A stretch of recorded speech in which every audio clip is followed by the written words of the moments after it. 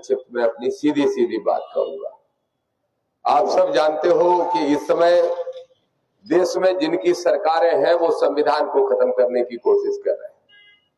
वो चाहते हैं कि ये देश बाबा साहब के द्वारा लिखे हुए संविधान से नहीं बल्कि मनोविधान से चले।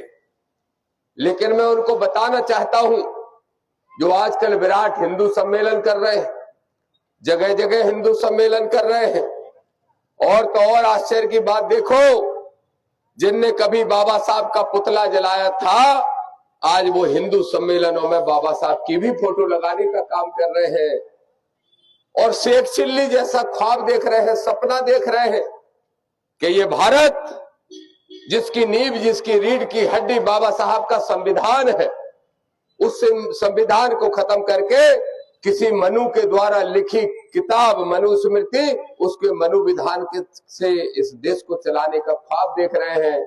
तो उनको बताना चाहता हूं कि इस देश के 150 करोड़ लोगों में से 125 करोड़ लोग बाबा साहब के अनुयायी हैं, उनके बच्चे हैं।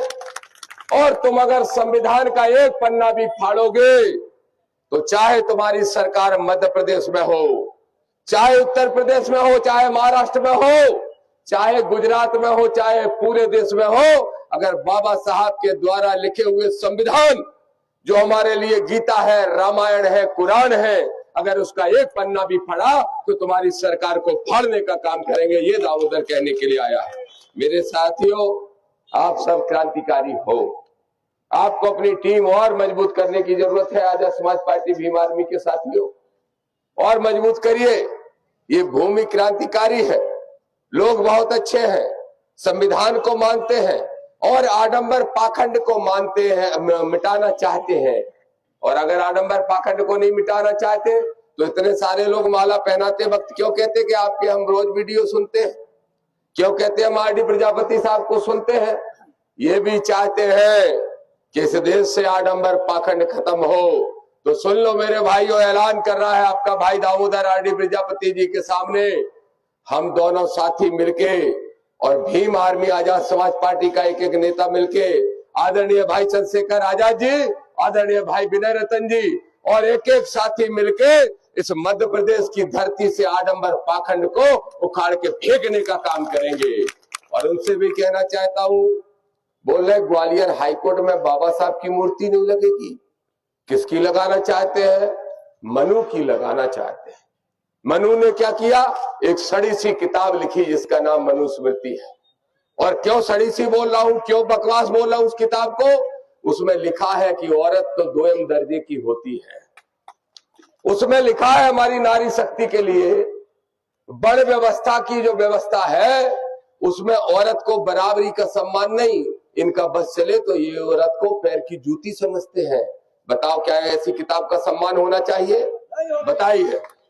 उसी मनुस्मृति में लिखा है कि बड़ व्यवस्था के हिसाब से हम सब शूद्र हैं, और जब हम शूद्र हैं तो हमने अगर रामायण पढ़ ली, रामचरितमानस पढ़ ली तो हमारी जुबान काट दी जाए।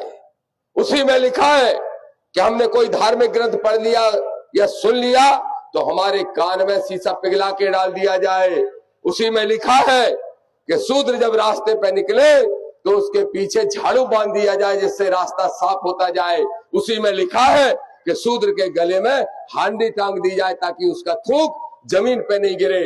हमको इतना अछूत मानने वाली किताब को क्या बोलो हम मान सकते हैं, स्वीकार कर सकते हैं?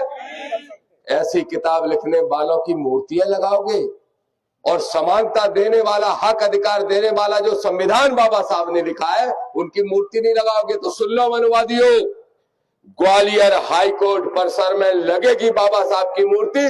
जिसकी जितनी औकात है रोक के देख लेना, हम लगा देंगे 15 तारीख को, लाखों लोग जाके जिसकी हिम्मत हो रोकने की कोशिश कर लेना। एक और बात दामोदर कहने आया है, वैसे अस्ते जी ने कह दी लेकिन फिर भी रिपीट कर देता हूं। इनने कहा इन्हीं का विषय है। हाँ ये बात सही है। इस समय देश भर के अंदर सबसे बड़ी आडंबर पाखंड की दुकान कौन है? दुकान कहता हूं मैं, दतिया ग्वालियर वाले मत बताना, यहाँ के लोगों बताने दो। बताओ इस समय प्रधानमंत्री का मुंह बोला छोटा भाई सबसे बड़ी आडंबर पाखंड की दुकान तो सुन लो धीरेन्द्र शास्त्री, पूरा देश जान गया कि तुम आडंबर और पाखंडी हो।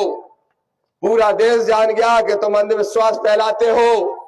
और कह रहे यूजीसी पे बोल रहे हैं, यूजीसी मैं गारंटी देता हूं अस्ते जी, राय सिंह बोधी साहब, धीरेन्द्र शास्त्री से कोई पत्रकार में हिम्मत हो तो यूजीसी का फुल फॉर्म पूछ ले, और अगर वो बता दे उसका फुल फॉर्म तो मैं राजनीति छोड़ने को तैयार हूं, और नहीं बता पाए तो वो अपनी कथाएं बंद कर दे। मैं ये चुनौती दे रहा हूं दामोदर यादव।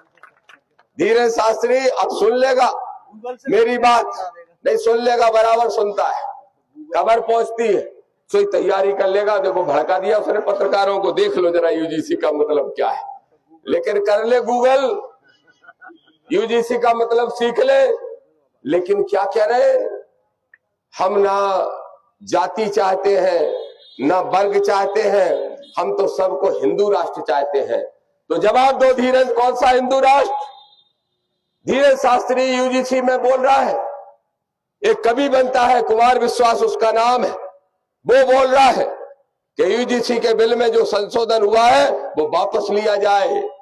अरे मेरे भाइयों, शैक्षणिक संस्थानों में जब दलित पिछड़े का बेटा पढ़ता है, आदिवासी का, मुसलमान का बेटा पढ़ता है, तो उस शैक्षणिक संस्थान में, उस कॉलेज में, उस यूनिवर्सिटी में उसकी जाति देख के उसको कम नंबर दिए जाते हैं, उसकी जाति देख के उसके साथ रैगिंग की जाती है, उसकी जाति देख के उसके साथ भेदभाव किया जाता है। और वो भेदभाव ना हो सके इसलिए यूजीसी के नियमों में परिवर्तन किया गया है। और दामोदर यादव आजाद समाज पार्टी भीम आर्मी उसका समर्थन